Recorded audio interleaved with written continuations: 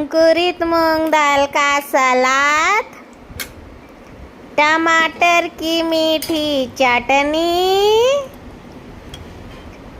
रहर और मूंग की दाल,